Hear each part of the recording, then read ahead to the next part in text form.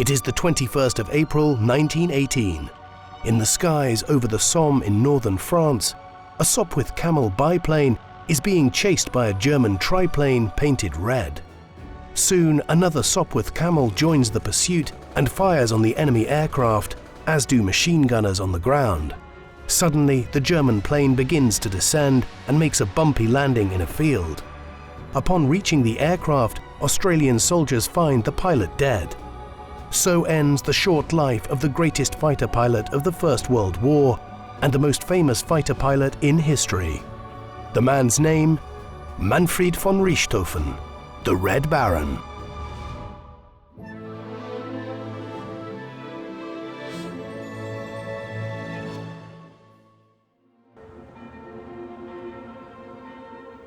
The man known to history as Manfred von Richthofen, the Red Baron, was born on the 2nd of May 1892 in the Kleinburg district in what was then known as the city of Breslau in the Kingdom of Prussia, a constituent part of the German Empire. The city sits in southwestern Poland today and is known as Wrocław.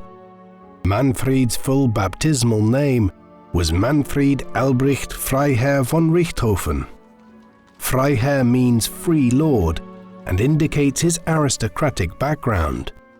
He was named after an uncle named Manfred. Manfred's father was Albrecht Philipp von Richthofen, a Prussian noble carrying the German equivalent of the title of Baron.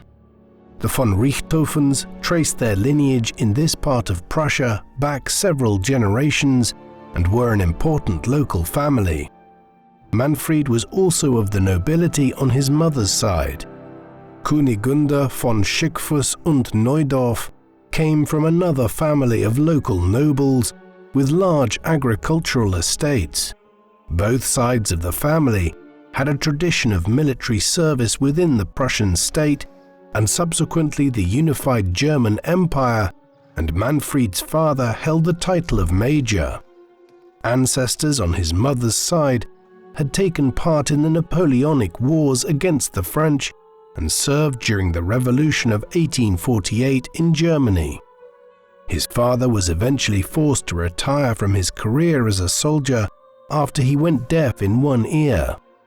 Manfred was one of 4 children, having one sister named Ilse and 2 younger brothers named Balko and Lothar. Lothar would become a noted flying ace himself during the First World War, though one who lived in his brother's shadow despite his own prowess as a pilot. Manfred's early life was one of privilege. He and his siblings were tutored at home during their younger years. He was then sent away to an elite boarding school at Schweidnitz before heading onwards to become a cadet in the military academy at Wahlstatt when he was just 11 years of age. He claimed that he was not particularly keen to join the army when he was sent there, but that his father had insisted on it. There were very few of the wider von Richthofen family who did not serve in the army, and Manfred would later reflect that he had lost over half a dozen cousins in the first year of the First World War. His aptitude for schoolwork was limited, and he admitted himself that he did enough to get by and little more. What he did have was a sense of adventure. While he was also a keen athlete, playing football and being an enthusiastic gymnast, his athleticism would serve him well during the war, as being a fighter pilot at that time was a physically demanding task. Manfred clearly reveled in hunting from an early age. His mother later reflected on his prowess with an air rifle when he was just 10 years old. It was a family pursuit, with Manfred reflecting years later that the von Richthofens had visited Africa and India to hunt.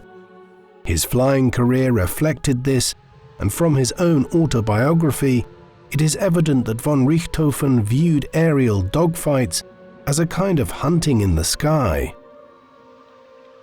Manfred's time at the military academy at Wahlstatt was not the most pleasant. The principle which lay behind Prussian military training from the 18th century onwards was that Prussia would be a kind of latter-day Sparta in Europe, with the best soldiers and officers anywhere in the continent. This would translate into German military forces being extremely effective in modern times, but it was also a difficult existence for boys sent off to military training schools at such a young age, where there was a tough discipline and long hours. He would spend 6 years here, graduating in 1909 as he turned 17. From there he was sent to the Senior Cadet Academy near Berlin at Groß Lichterfelde. He found it much more pleasant than Wallstatt. Prince Friedrich Karl, a member of the extended German imperial family and cousin of Kaiser Wilhelm II, was a contemporary of his, against whom he competed in sporting events. The prince would later become a pilot himself and would die in captivity in 1917 from injuries sustained when his plane crash-landed into enemy territory on the Western Front. Both young men graduated in 1911 and were sent to become cavalry officers, the common calling for high-born Prussians at the time.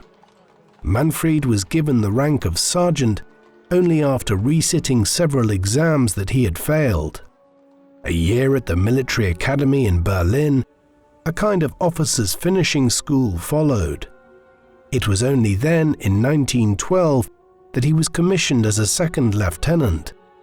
His father, whose own military career had been cut short, bestowed on him a horse named Santuzza in recognition of this.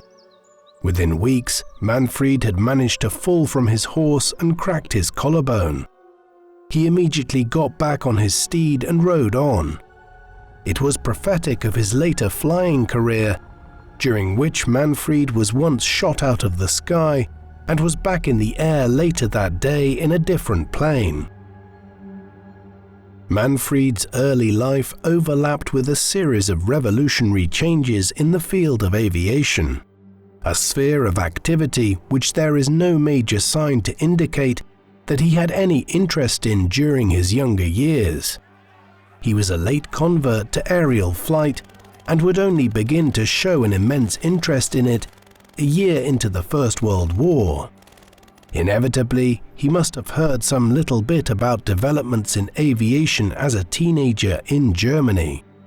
On the 17th of December 1903, the Wright brothers, Orville and Wilbur, had carried out what is regarded as the first successful heavier-than-air flight at Kitty Hawk in North Carolina.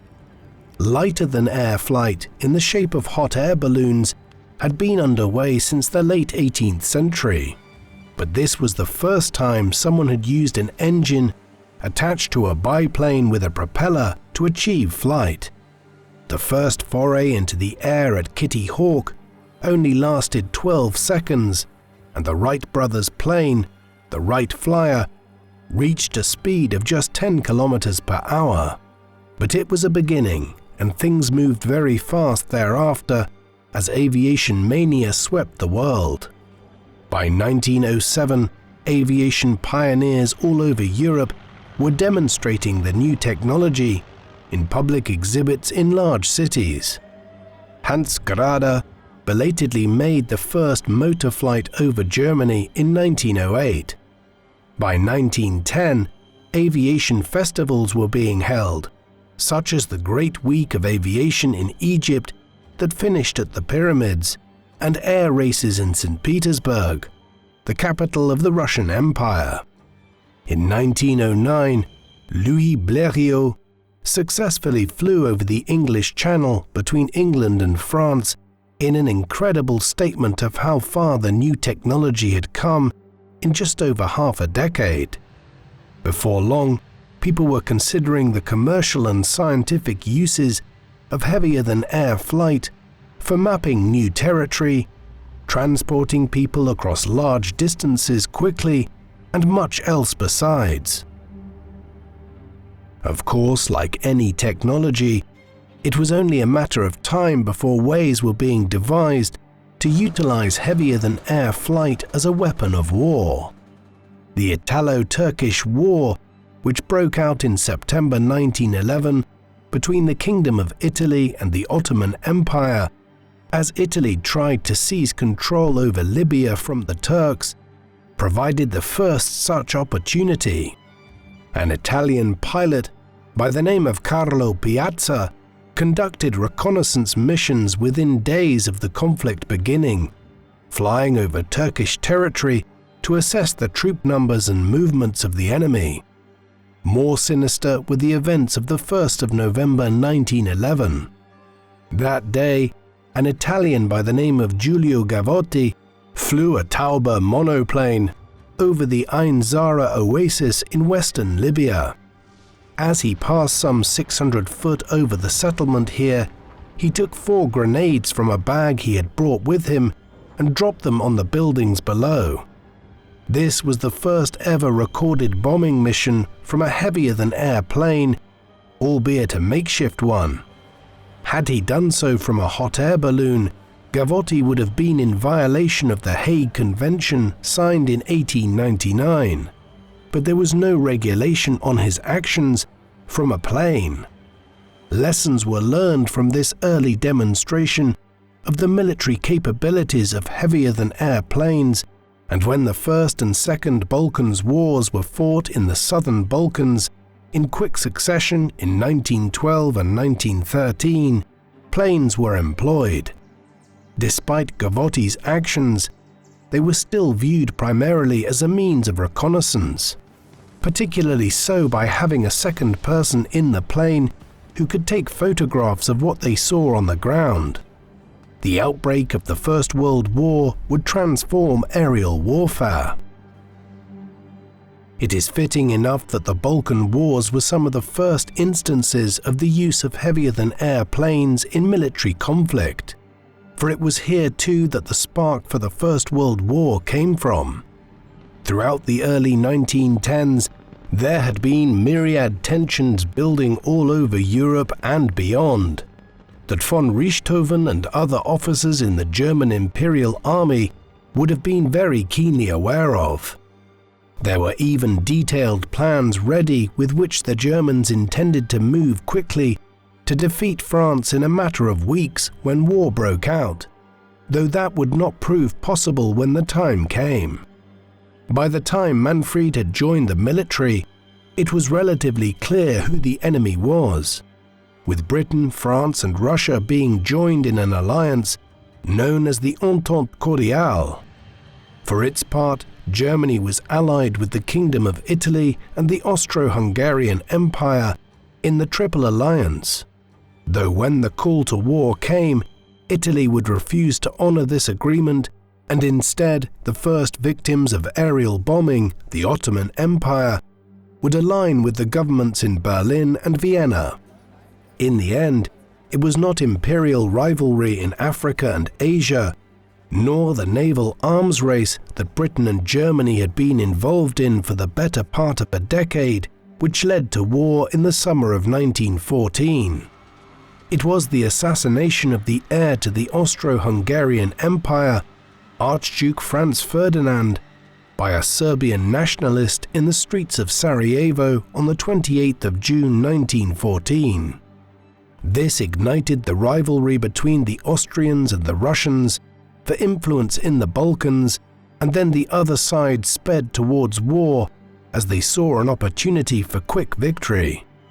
Germany engaged in reciprocal declarations of war in early August 1914, and within hours reconnaissance missions were being launched by both cavalry units, like the one von Richthofen was part of, and aerial units like the ones he would join in 1915.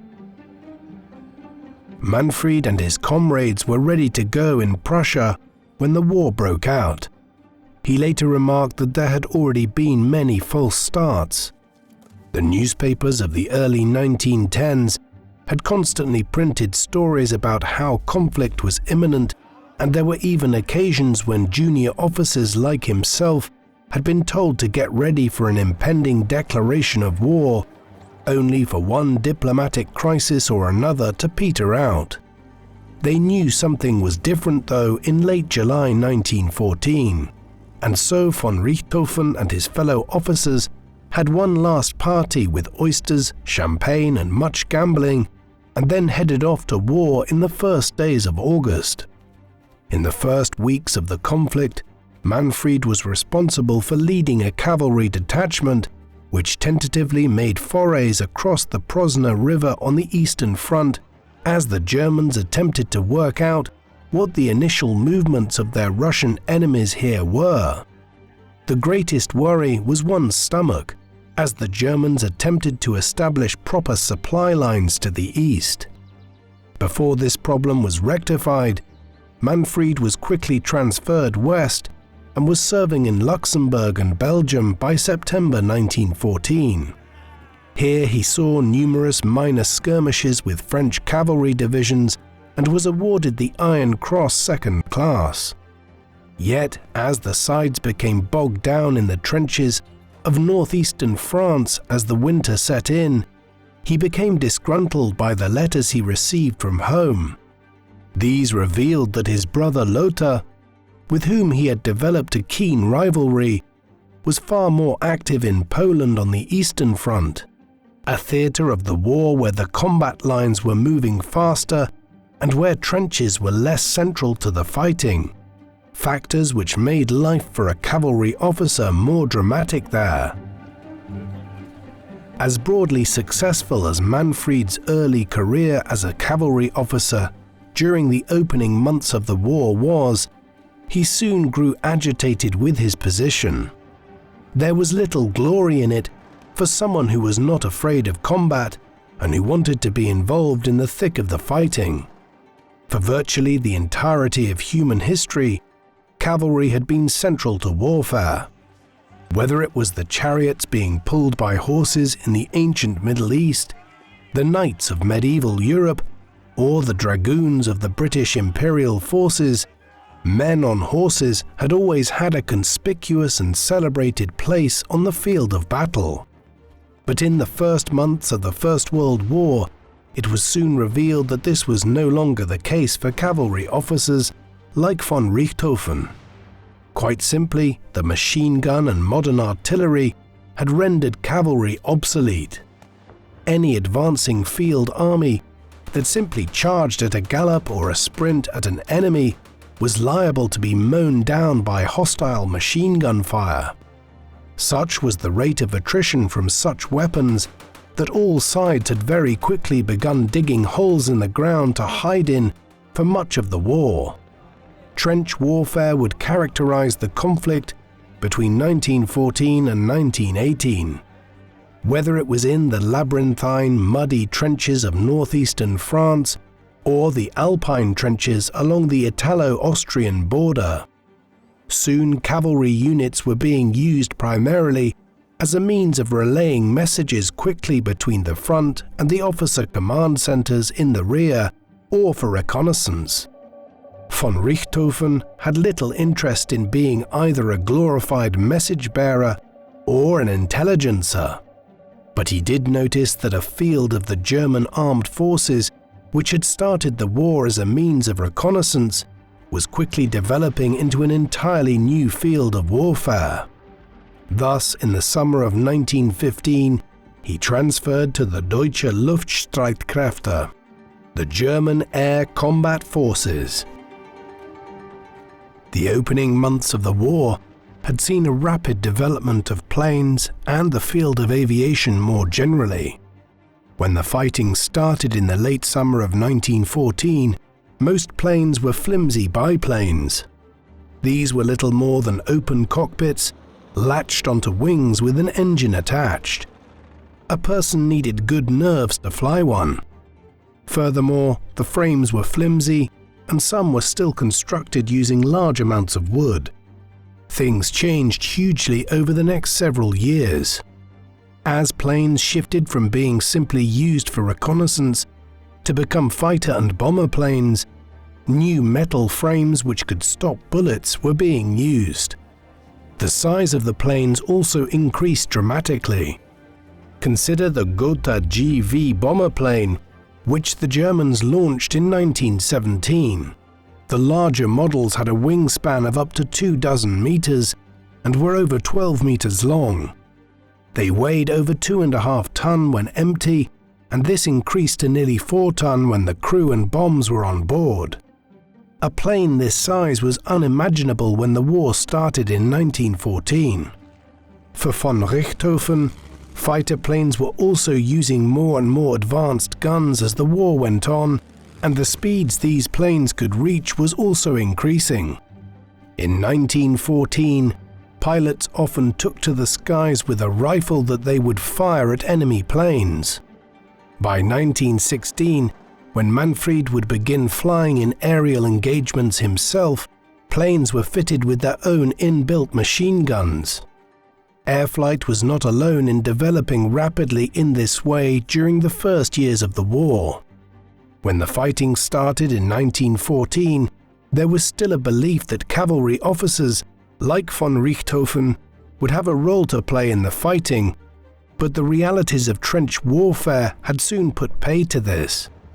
In response, what would become known as armored cavalry appeared in the shape of the first prototype tanks, which were deployed for the first time on the Western Front in France in the autumn of 1916. Hence, the war was leading to all manner of changes in warfare. In the first months of his time as an aviation cadet and then a pilot, Manfred was greatly influenced by Oswald Boelcke. In fact, much of his decision to join the Air Force was owing to Boelcke, whom he had met in the summer of 1915 and who had convinced him of the wisdom of moving out of the Cavalry Corps. Boelcke was Germany's first great aviation ace. He was just a year older than Manfred, but he was already an aviation enthusiast when the war began, and was a pioneer of the German Air Force, pushing the very idea that planes could be used for more than just reconnaissance. In 1915, Boelcke had become Germany's first touted flying ace, clocking up over a dozen victories in aerial dogfights. Based on this, he was appointed to start building up a new branch of the German Air Force that specifically looked to train fighter pilots. He recruited von Richthofen in this capacity. Much of the activities of the German aerial forces over the next 3 years would operate according to the maxims he established and wrote down, termed the Dicta Boelcke, or the Rules of Boelcke. This contained a range of practical advice and strategies, notably that fighters should try to keep the sun behind them when engaging an enemy, that it was best to attack in groups of 4 to 6 planes, and that ammunition should be conserved by only firing when within close range. The Dicta Boelcke would dominate aerial tactics for German pilots, like von Richthofen, for the remainder of the war. The man himself would not live to see it through. Boelcke was killed when his plane collided with a fellow German pilot's plane in the Calais region of northeastern France in October 1916. His death would pave the way for von Richthofen to become established as Germany's preeminent flying ace. It is hard to understate how primitive the planes which fighter pilots like Manfred von Richthofen flew in the First World War actually were. While he moved through several planes as the technology developed between 1915 and 1918, the plane that Manfred is most closely associated with was the Fokker Dr.I. This is the model which he infamously painted red and from which he became known as the Red Baron. It only became available though in 1917, and for much of 1915 and 1916 he was flying an Albatros C-3. These were biplanes, meaning that the main plane and cockpit had 2 sets of wings extending out from it, one from the bottom of the cockpit, one over the main shell. Piloting these planes at the time was much like driving a car, the pilot having a wheel, rudder and pedals. The frame was a mix of steel, wood and rubber and was flimsy. The main weapon on planes like this, whether it was an Albatross or a Fokker, was a front-facing machine gun. These had been constructed in such a way so that they would not interfere with the propellers and allowed pilots to chase after other planes, knowing that whatever was directly in front of them was what their guns were pointed at. However, sometimes the propeller and machine gun system malfunctioned, and pilots literally shot out their own propellers. Unlike in modern warfare, they did not fly particularly far off the ground, and one of the gravest concerns was that a pilot would become disorientated in the sky and manage to crash into the ground. A fact which is often overlooked when assessing dogfights during this era, and one which was an unpleasant reality of life for pilots like von Richthofen, was that the easiest way to take down an enemy was to shoot through their gas tank, which was the most vulnerable part of the plane. This would then ignite the plane, which turned into a fireball in the sky. It was into this immensely dangerous environment that Manfred was now stepping. The first months of Manfred's career as a pilot were spent on reconnaissance missions. New flyers like himself were offered very little by way of formal training, and the best way to find one's wings was flying scouting missions before being thrown into the thick of aerial dogfights. He was transferred to the Eastern Front again and started flying observer and scouting missions there in June and July 1915, with Field Flying Section 69 of the Air Force. He flew as the second pilot on missions in two-seater planes over western Ukraine. It was a peculiar introduction to aerial combat. Manfred was issued with a rifle to use if they were attacked, while the senior pilot, Georg Zeumer, suffered from tuberculosis and was determined to die gloriously in the sky instead of later in a hospital bed. Luckily, Zeumer was transferred back to the Western Front before he managed to get himself and his young charge killed. After completing his apprenticeship here, Manfred was sent back west himself, visiting his family in Germany before being deployed to the Low Countries.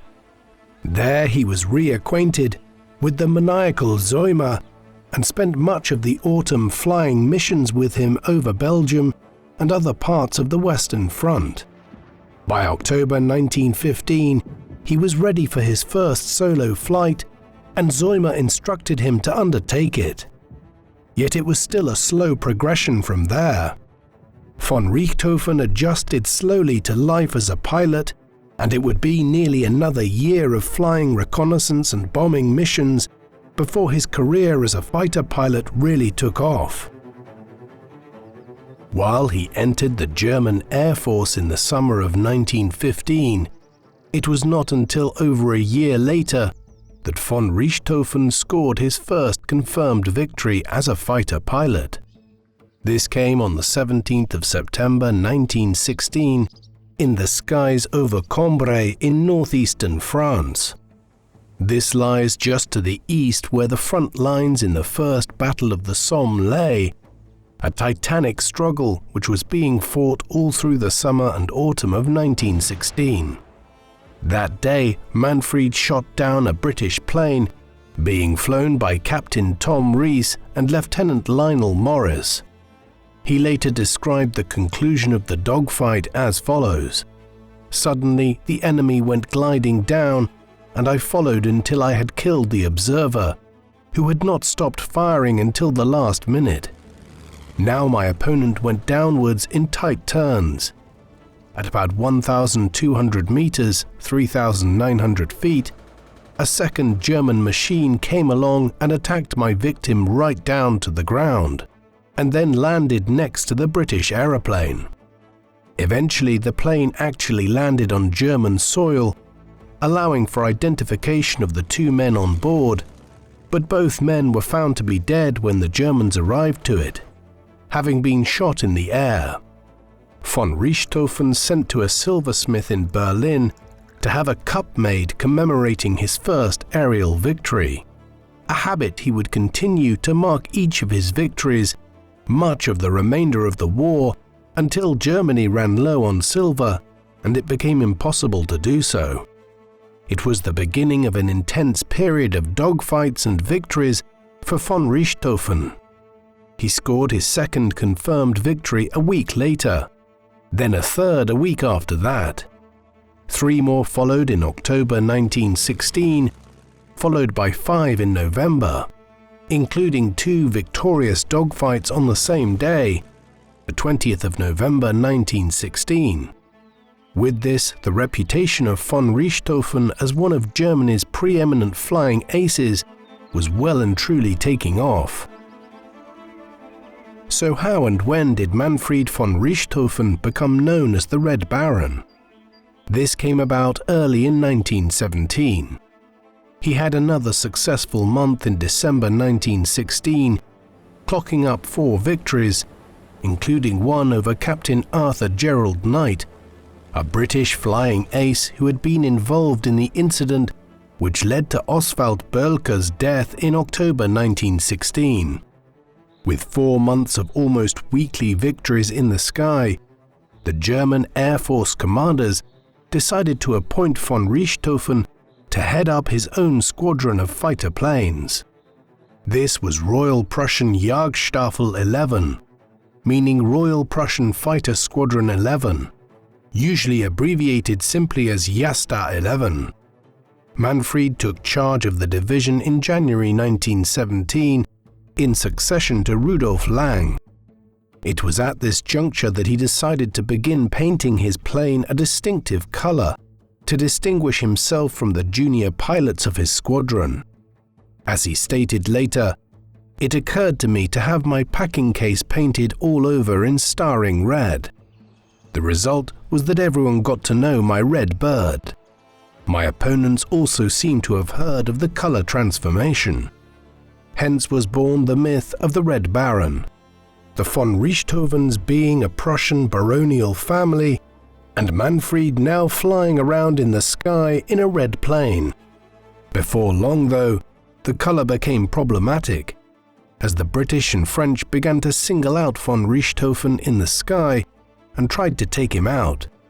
In response, the other members of Jasta 11 soon began painting their planes as well, such that the squadron became a troop of brightly colored painted red planes in the skies over the Western Front in France.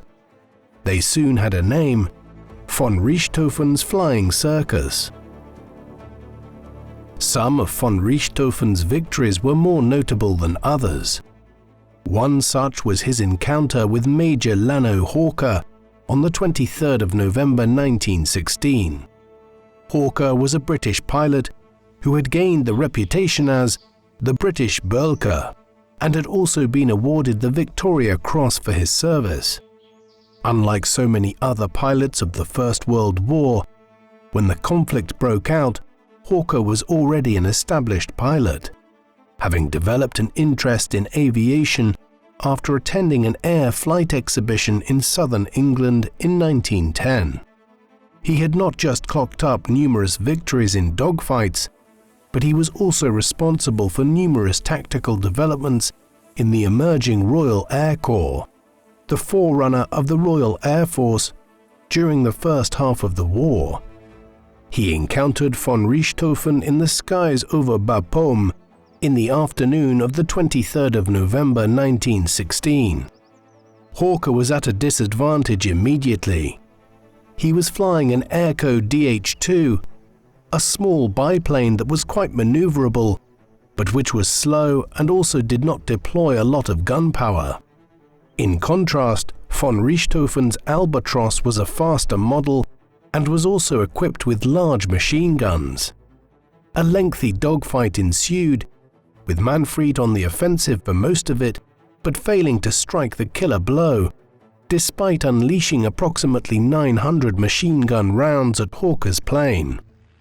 Eventually, Hawker gave up on trying to reposition himself to have a good shot at von Richthofen, and with his plane running low on fuel, decided to try and make a run back to the Entente lines and land. Manfred was running low on ammunition. He decided to let off one last burst of fire and was successful at last. A bullet struck Hawker in the back of the head, an impact from which he presumably died immediately. His plane went into a spin downwards and crashed into a farm field nearby. Von Richthofen's tendency to see aerial warfare as a form of big game hunting was confirmed when he landed his plane nearby and went to collect Hawker's Lewis light machine gun from the wreckage as a prize. The most prolific month of all for the Red Baron and his flying circus was April 1917, a period of the war known as Bloody April from an aerial perspective. On land, the Battle of Arras was underway as the British and French sought to launch a new offensive to break through the German lines on the Western Front, emboldened by the recent American declaration of war on Germany. The British were determined to utilize their air force in a more concerted fashion, deploying a large number of planes to provide aerial support to their forces on land to break the deadlock in the trenches. They had not counted on the Red Baron and Jasta 11. Over the course of April 1917, von Richthofen's squadron shot down 89 British planes, approximately 2/5 of the nearly 250 planes which the British lost in total during this period of the war. A huge proportion of these victories was scored by Manfred. His official toll for the month was 21 victories, including 3 alone on the 13th of April and 4 on the 29th of April. He was outgunned by Lieutenant Kurt Wolff, however, a young pilot who clocked up 22 official victories in April. Wolff might be better known today had he survived longer. He was gunned down himself just a few months later in September 1917. Lieutenant Karl Schaefer was responsible for 15 of Jasta 11's victories in Bloody April, while Manfred's brother Lothar, who had also become a pilot and had been transferred to join his brother's flying circus, accounted for another 15. These were striking statistics. Most British, Canadian, and French pilots were considered ace pilots if they took down 8 or 9 planes in the course of the whole war. The members of Jasta 11 scored this number of victories and more in the space of just a few weeks in the late spring of 1917. Bloody April made the Red Baron and his flying circus notorious, and von Richthofen was written about by both the German war press and in Britain and France. One side presenting him as a war hero, the other as the great nemesis of the British and French in the skies over the Western Front. An urban myth has developed which claims that a bounty was now placed on the head of the Red Baron, payable to any British, Canadian, or French pilot that could take him down. No such bounty was ever offered, but clearly there was a desire to dampen the impact that von Richthofen and the members of his squadron, like his brother Lothar and Kurt Wolff, were having in the skies over France. It soon had an impact. As noted, Kurt Wolff was killed in September 1917. Lothar von Richthofen would nearly be killed in the spring of 1918, when he was involved in a serious dogfight, during which his plane clipped a high-tension wire and he crashed, resulting in serious injuries. And Manfred had his own close call. On the 6th of July 1917, he was flying over Belgium when he was very nearly killed. A squadron of German planes had made contact with the enemy when one of the British pilots let off a burst of machine gun fire. At first, Manfred believed that he was out of reach for the bullets to have struck.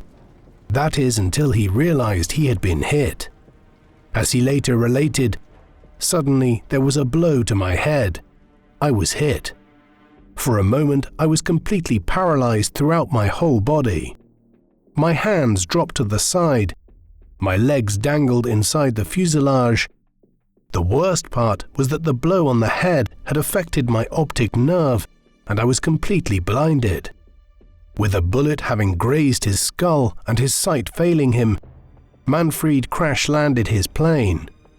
He was sent to a field hospital, and despite trying to return to the skies just 3 weeks later, he eventually had to take a much longer leave of absence until the winter of 1917, with only 1 or 2 brief stints back in the sky in between.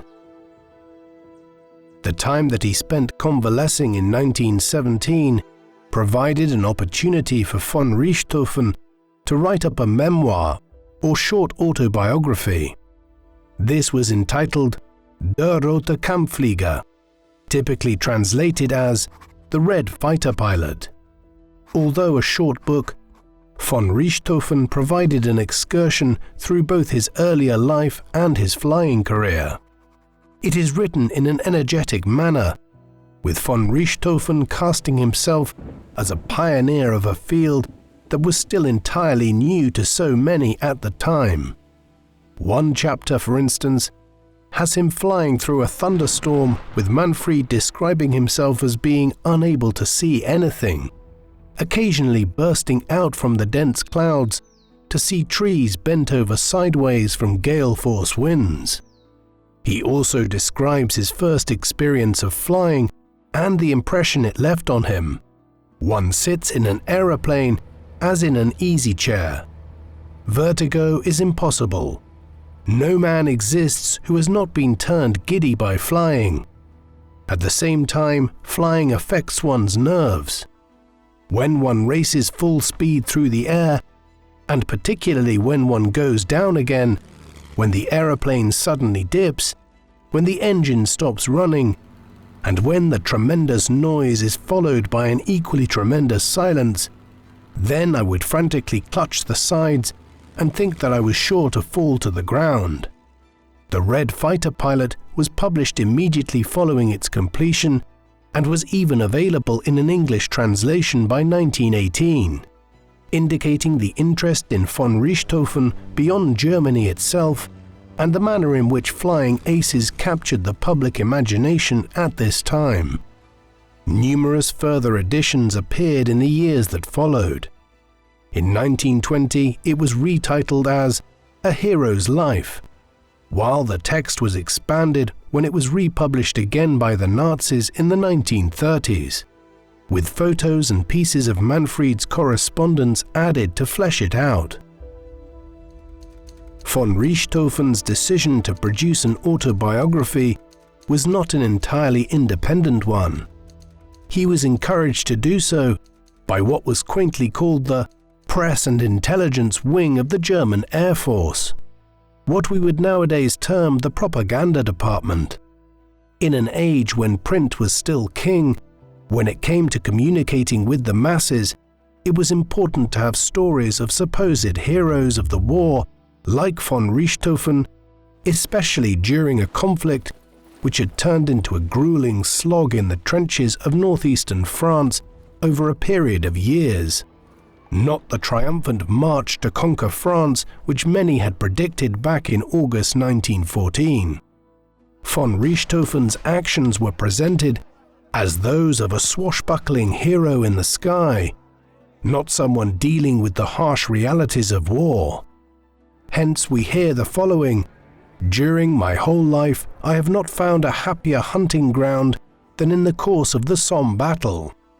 In the morning, as soon as I got up, the first Englishman arrived, as the last did not disappear until long after sunset.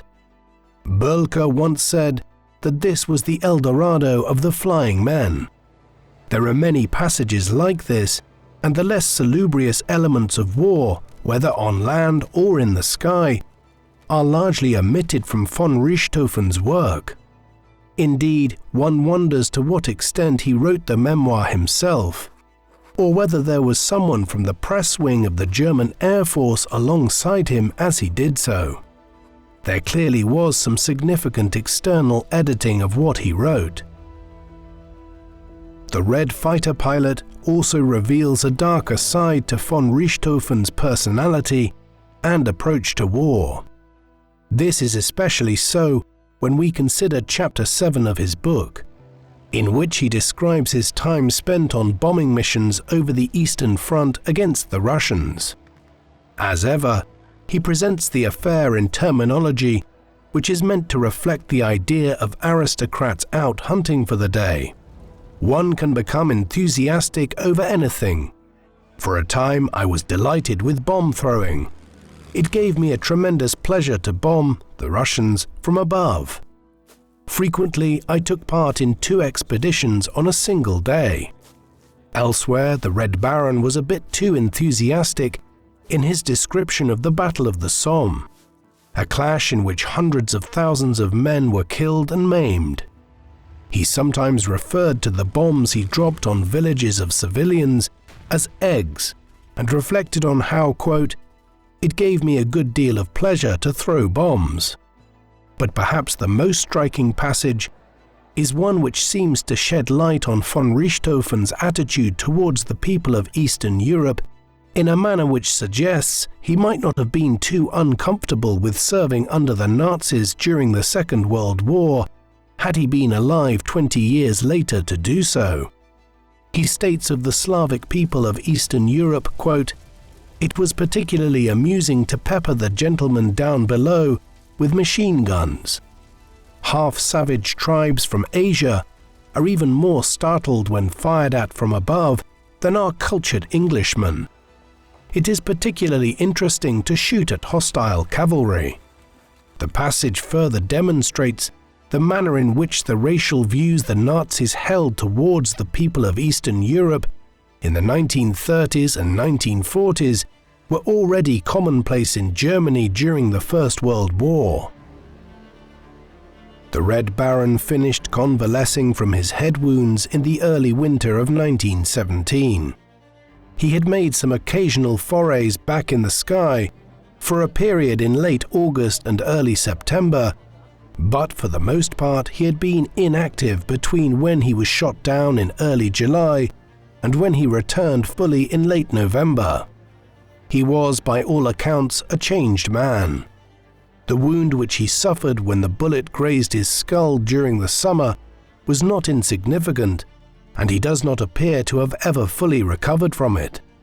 The testimony of individuals who knew him over a period of years holds that Manfred was a reserved, serious figure for the most part. Something was different in the second half of 1917 and into 1918. He was described as being more immature and often distant. The evidence of this was also plain to see for all, as the wound had left a long 4-inch scar on his head, and for months afterwards there was virtually an open wound. He also suffered from severe headaches and extreme nausea, sometimes having to lie down during the day for significant periods of time. His mother, who produced her own memoir, provided the best insight into this. During a visit back to Germany while he was convalescing, she found that it seemed as though there was, quote, "something painful around his eyes and temples. I found Manfred changed. The high spirits, the playfulness were lacking in his character. He was taciturn, almost unapproachable. Even his words seemed to come from an unknown distance." There seems little doubt from this and other descriptions of him from the summer of 1917 onwards that the Red Baron had suffered some lasting cognitive damage when he was shot in the head. He never fully recovered from it. Manfred was cleared to return to the skies and did so enthusiastically late in 1917. He had a particularly striking run of victories in March 1918. On the 12th of March, he downed a Bristol F-2B fighter plane, and a day later he took out a Sopwith Camel. Only one victory followed in the week thereafter, but in an extraordinary burst of dogfights at the end of the month, he destroyed one plane on the 24th of March, 1 on the 25th, 2 on the 26th, 3 on the 27th, and 1 on the 28th.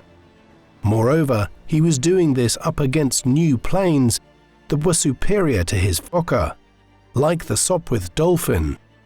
But perhaps there was an element of recklessness creeping into his flying, which was the reason for this burst of victories. Those who flew with von Richthofen during the war noted that he was less cautious during this period, pursuing enemies for too long when the risks were becoming too great. On the 6th of April 1918, he downed an emerging British pilot, Sidney Philip Smythe. His report afterwards was brutally direct in describing how the 21-year-old pilot's death occurred. The English plane which I attacked started to burn after only a few shots from my guns. Then it crashed, burning near the little wood northeast of Villers-Bretonneux, where it continued burning on the ground.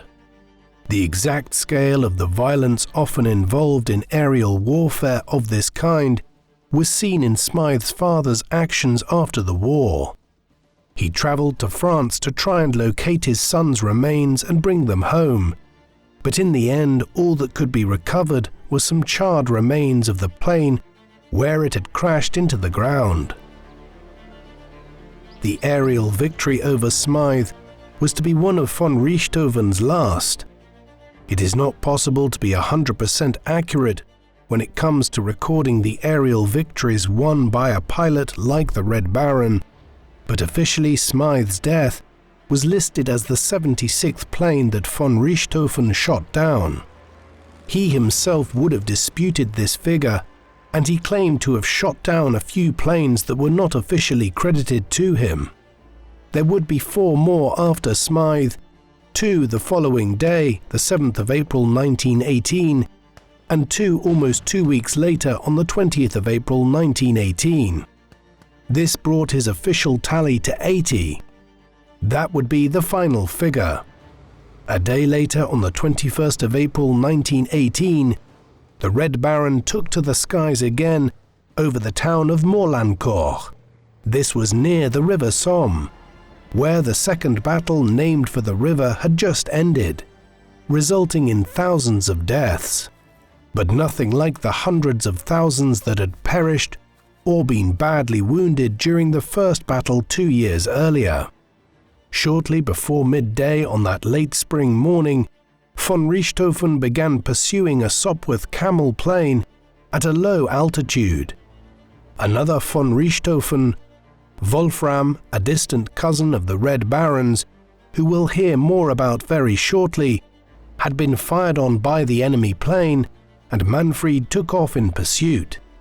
He was dogged in this, heading on over enemy territory. What happened next has been debated at length by biographers of von Richthofen. The Red Baron was evidently shot twice, and the bullets went through his chest, piercing his heart and one of his lungs. He would have died within a minute or so from his injuries he had sustained. His plane then crash-landed nearby. When those nearby arrived to the scene, he was dead and had crashed on impact into the controls, fracturing his jaw and breaking his nose. Ever since the time that he was killed, there has been a debate as to who shot down the Red Baron.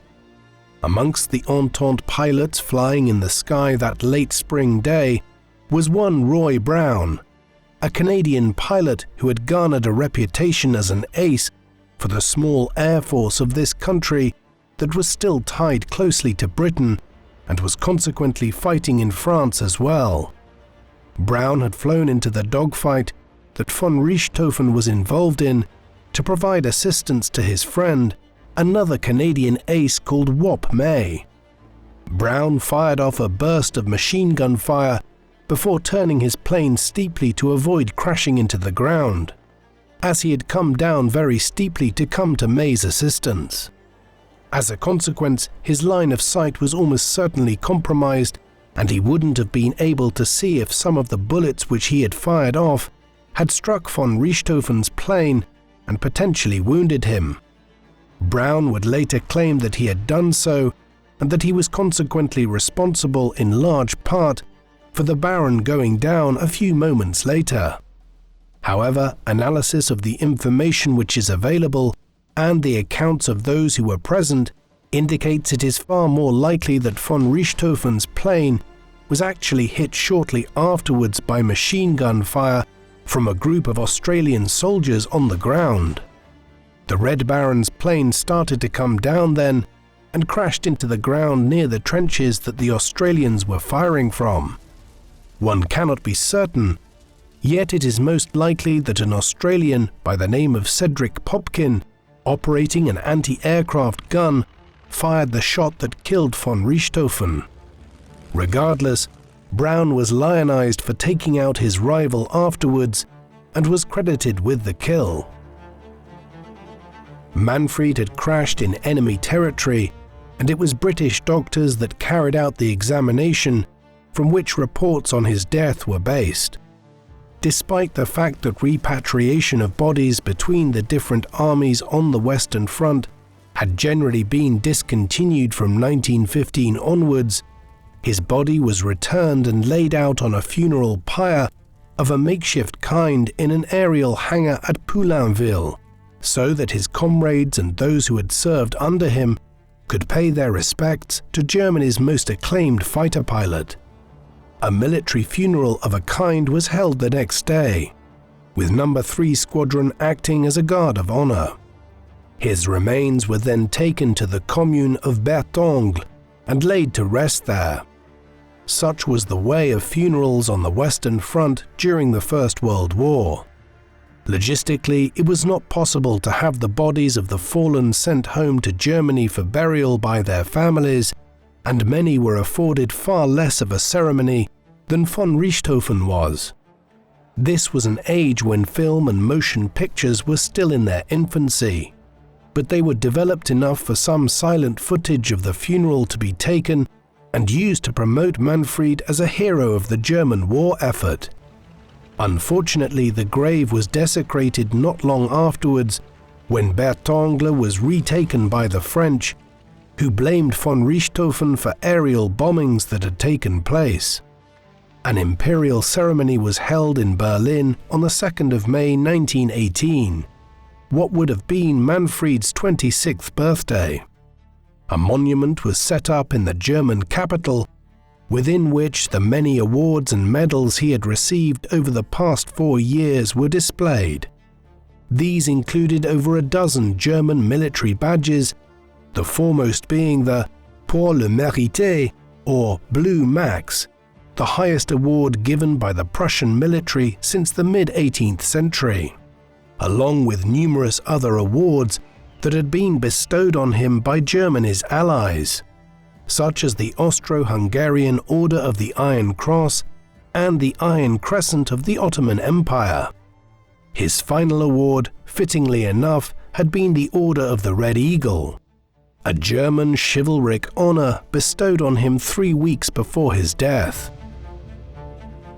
By the time Manfred was shot down in the skies over France, the First World War was drawing to an inexorable conclusion.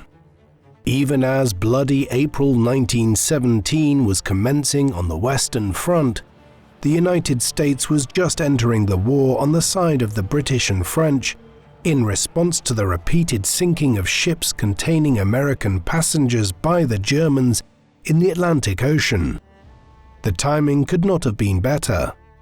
American entry counteracted Russia's exit from the war early in 1918, and by the time Manfred was killed, American men and resources were beginning to turn the tide of the war in France, even as the German economy showed serious signs of strain.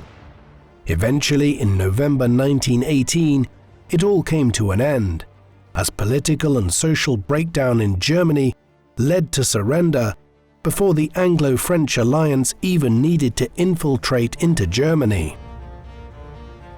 Manfred would have been disappointed to see the terms of the Treaty of Versailles, signed as a peace agreement between Germany and the victorious powers the following year. It required the broad demilitarization of Germany, including a ban on tank divisions and on having an air force of any kind. It would not be until the mid-1930s that a new German air force was set up. Huge innovations in aviation took place in the meantime. In 1924, for example, an American military aviation team completed the first circumnavigation of the world, albeit taking 175 days to do so. 3 years later, Charles Lindbergh famously became the first person to fly solo and non-stop across the Atlantic. Instrument flight arrived from the late 1920s onwards, while the size of planes, their durability and the weapons they could deploy was transformed in the interwar era. The planes of the Second World War would be completely different from those Manfred flew in the skies over France between 1915 and 1918. Manfred was not the last von Richthofen to play a major role in German aerial warfare. A fourth cousin of his, Wolfram von Richthofen, who was just a few years younger than Manfred, had also commenced the First World War as a junior cavalry officer. Inspired by his cousin, he had joined the Air Force in 1917 and, as we have seen, for a few brief weeks prior to Manfred's death in 1918, had even served under him as part of Jagdgeschwader 1. By the end of the war, Wolfram had clocked up 8 aerial victories. The ban on Germany having an air force in the interwar era prohibited him from flying as part of the German military, but Wolfram continued to fly privately and studied aeronautical engineering after the war. Hence, when the Nazis began assembling a new air force, the Luftwaffe, in violation of the Treaty of Versailles in the mid-1930s, he quickly joined up. The propaganda value of his surname led to his advancement, and he soon proved himself to be a skilled organizer of modern aerial warfare. Yet things were very different to what they had been in Manfred's time. Wolfram was a ruthless commander, one committed as well to the Nazi cause. During the Spanish Civil War, he commanded the Condor Legion that was responsible for the infamous bombing of the Basque town of Guernica on the 26th of April 1937, resulting in the virtual obliteration of large parts of the town and the deaths of hundreds of civilians. He went on to play a prominent role in almost every theatre of the Second World War. His units were decisive in breaking the deadlock in the Kerch campaign on the Crimean Peninsula in May 1942, and he then led the efforts to resupply the German Sixth Army at the Battle of Stalingrad through the winter of 1942. He died in an Allied prison camp in the summer of 1945 and is generally perceived as having been a war criminal, though international law concerning the rules of aerial warfare was quite undeveloped even by the time of the Second World War. Regardless, Wolfram in many ways stained his cousin's reputation. But then again, perhaps Manfred would have been just as committed to the German cause under Nazism had he not died during the First World War. In contrast to his cousin, Manfred von Richthofen went on to enjoy a very good reputation, both in Germany and in the Anglophone world.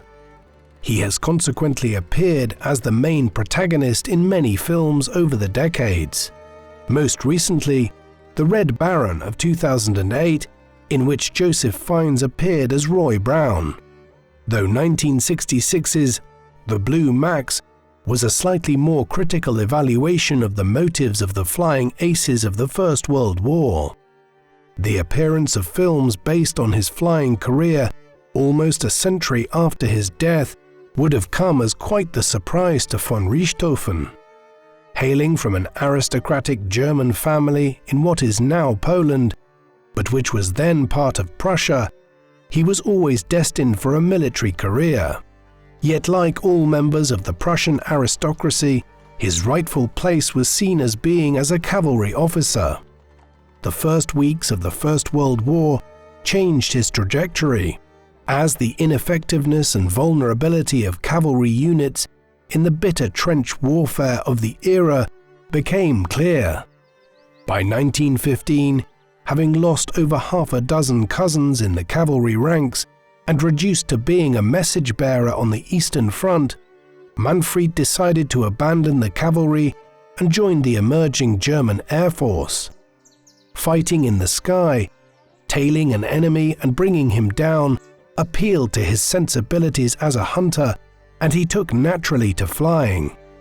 Moreover, following the death of his mentor, Oswald Bölker, he was positioned as Germany's preeminent flying ace.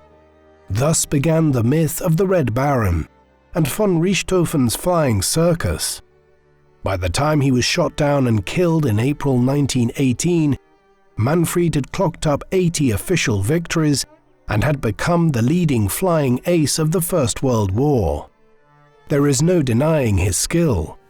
However, any cursory read of his autobiography reveals an unsettling comfort with killing and a view of aerial warfare as a kind of sport.